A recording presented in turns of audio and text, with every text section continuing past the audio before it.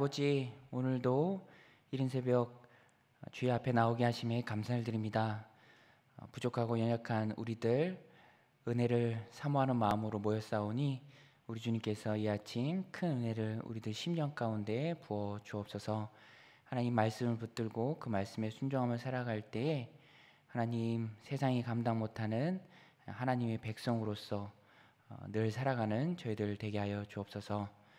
오늘도 주님의 은혜를 구합니다. 우리를 긍휼히 여겨주시고 어려운 상황 속에서도 믿음 잃지 않도록 용기 잃지 않도록 날마다 성령의 충만함으로 우리와 함께하여 주옵소서. 오늘도 우리에게 필요한 말씀을 허락하여 주 믿사오며 예수님의 이름으로 기도드리옵나이다. 아멘. 우리 찬송가 280장 부르시겠습니다.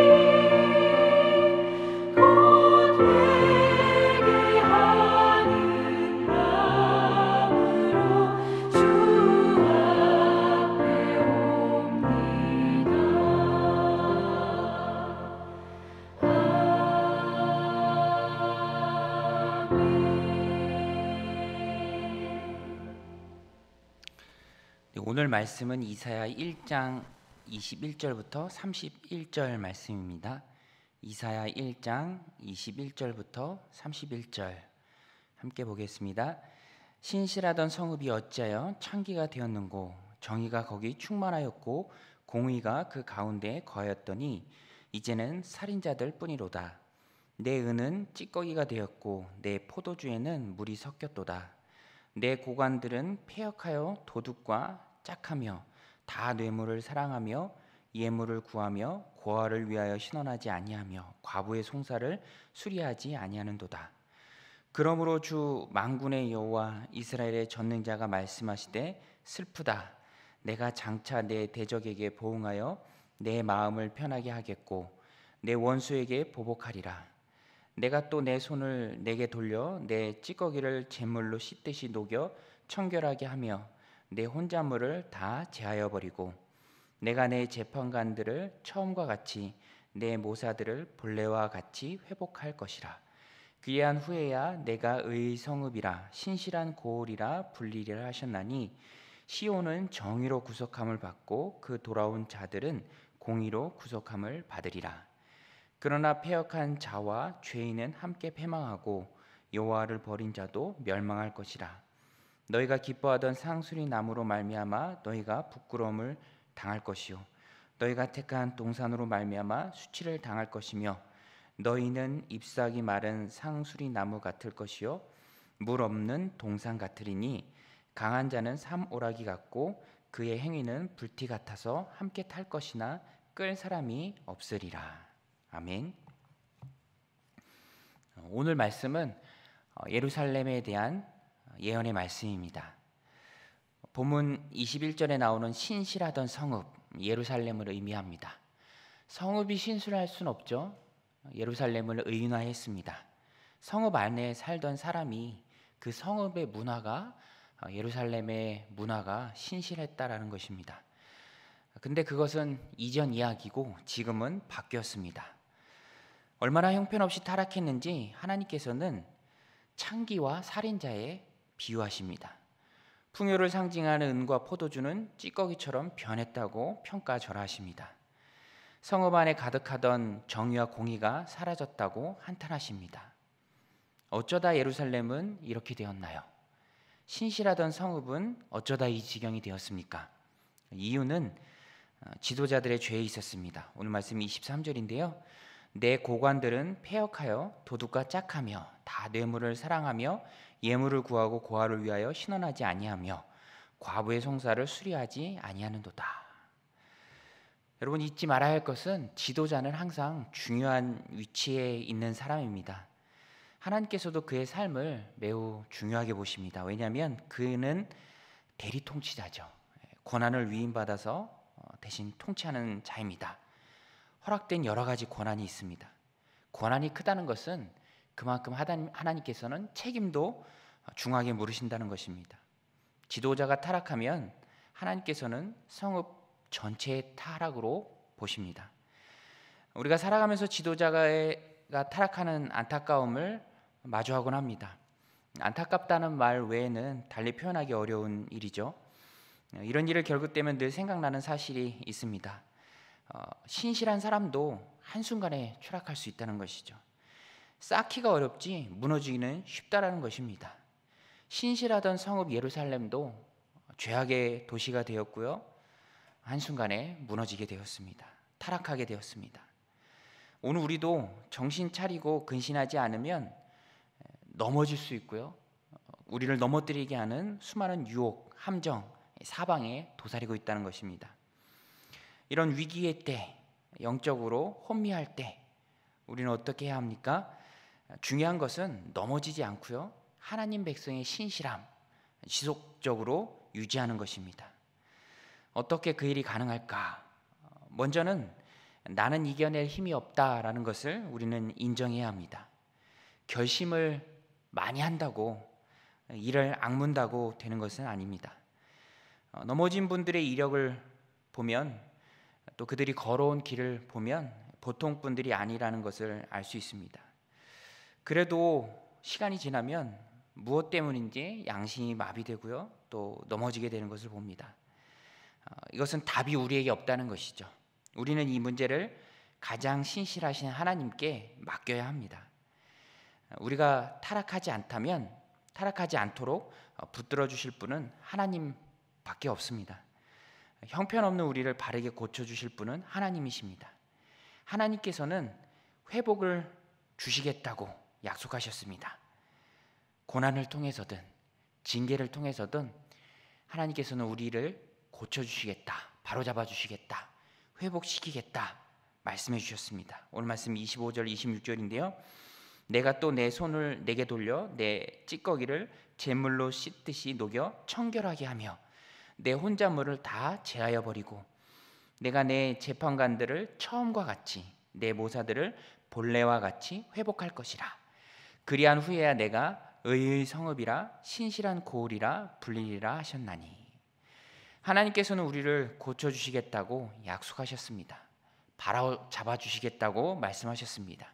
그러니 우리는 우리의 몸과 마음, 내 뜻과 의지, 인생 전부를 내가 가지고 있는 모든 권한을 하나님 손에 맡겨야 합니다. 맡긴다라는 것은 내 의지를 내려놓는다는 것이죠. 내 고집을 꺾겠다는 것입니다. 내가 어찌할 수 없도록 하나님 손에 맡기고 하나님의 말씀을 기준으로 하는 하나님의 선한 시스템에 맡긴다는 뜻입니다. 돌이킬 수 없도록 결정 권한을 나에게서 하나님께로 돌려드리는 것이죠. 권리 포기입니다.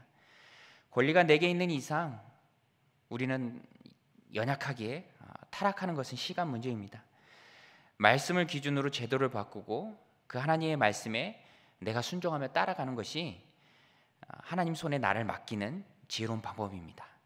다윗을 봐도 알 수 있죠.